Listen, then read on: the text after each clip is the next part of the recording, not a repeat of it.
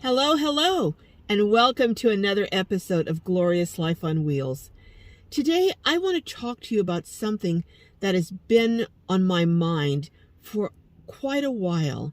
And I'm pretty sure many of you, especially those of you who are in van life, are looking to go off-grid or are already living off-grid. I'm sure that you have been thinking about this same topic and wondering what is happening and why.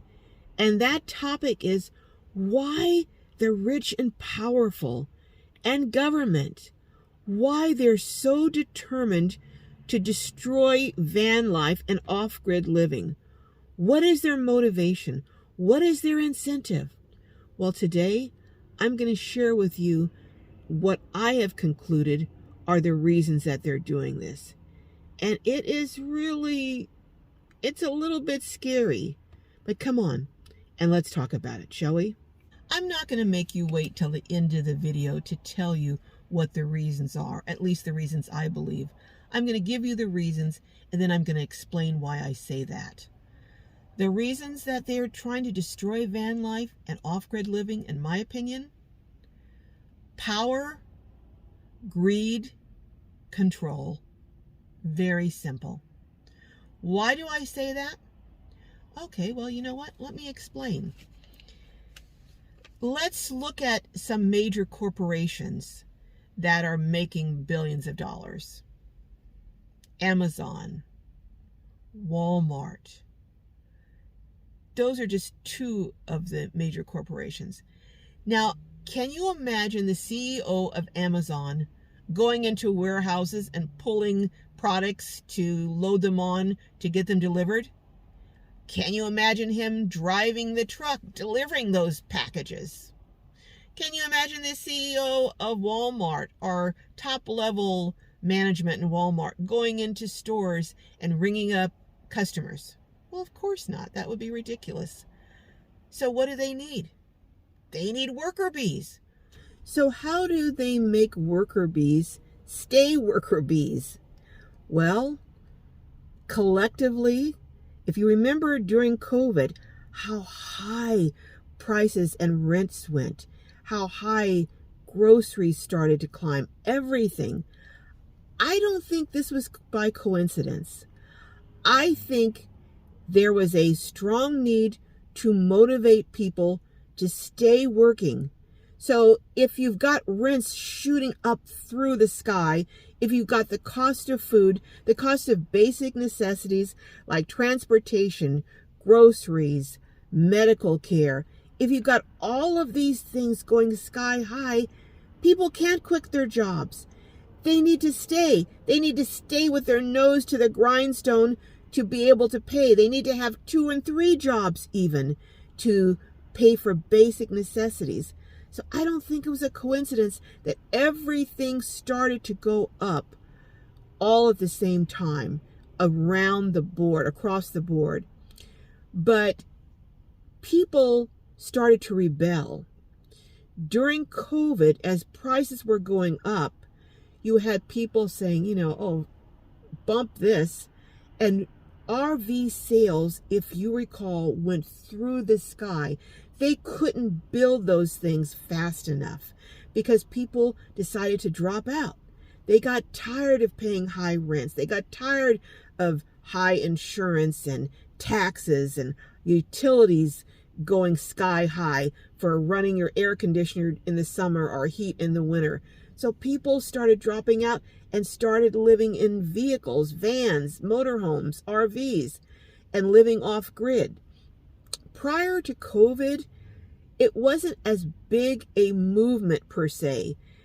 It was more, at least early on, it was more young people, maybe people who kind of had maybe a hippie mindset, who just wanted to check out for a while and, explore traveling and living the life.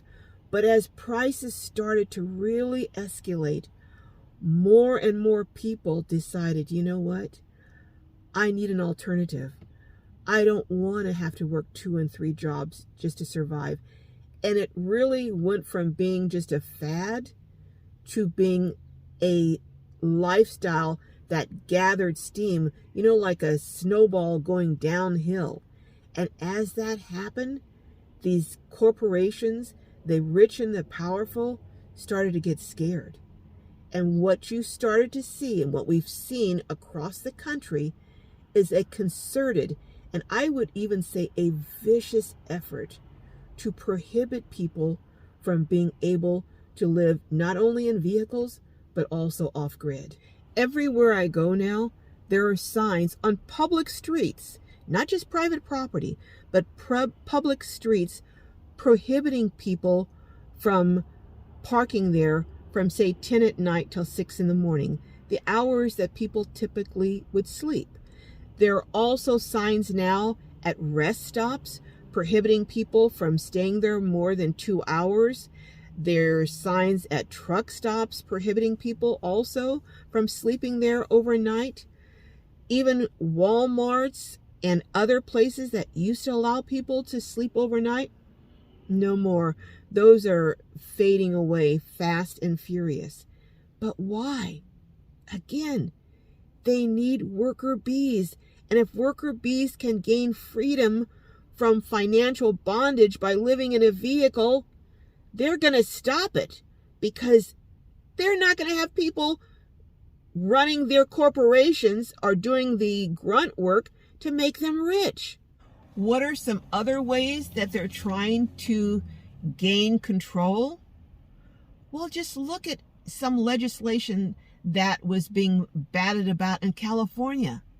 For people who have wells, and we're going to pull water to use, obviously, from their wells, there was talk of putting meters on wells that would charge people, listen to this, charge people per gallon for the water they use and draw from their own wells. Can you imagine? Everywhere you look, there's zoning that make it difficult to put a tiny house up. They make guidelines not only regarding septic, which I can understand having requirements for somewhere to put your waste, but making requirements that you have to have electric in order to get a small unit permitted. Why would you need to be connected to the grid? Why can't you just have solar? I mean, they're doing all kinds of things. Oh, speaking of solar, I recently saw where there's apparently some portable solar systems now. Not just, I don't mean like, a portable generator, but actual solar systems where you don't have to spend maybe $30, $40, $50, $100,000 to put solar on your house. You can get a portable system. I'm not talking about Jackery or those. I'm talking about some other kind of system. I can look into it if you want me and give you more information. But they're making homeowners register to put those in and pay a fee. Now, you're not getting any of your power from the grid. You're just getting it from the sun. But they're making you register those portable systems and pay to have those systems. I'm telling you, it's a concerted effort to make it harder for us to skip and go around the system and live in alternative ways to reduce our overhead so we no longer have to be worker bees. But that's not all. Just listen to what they're doing and how they're enslaving or pulling in young people from an early age to make them worker bees too. Do you think it's just a coincidence that tuition at colleges have gone through the roof so that students are in debt up to their ears in student loans? I don't think it is.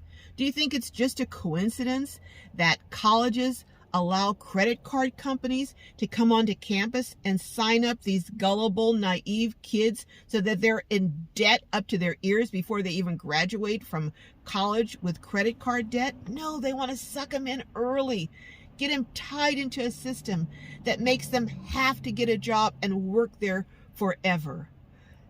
The birth rate has really gone down in the United States. So there's going to be less worker bees. So they need to get these kids that are there tied in and chained in early on. But not only that, how many people do you know in their 70s and even 80s who will never be able to stop working? More worker bees.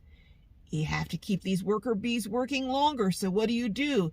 Their Social Security, you give them a pittance of 2%, which is not going to increase or help them. That increase will not help them at all.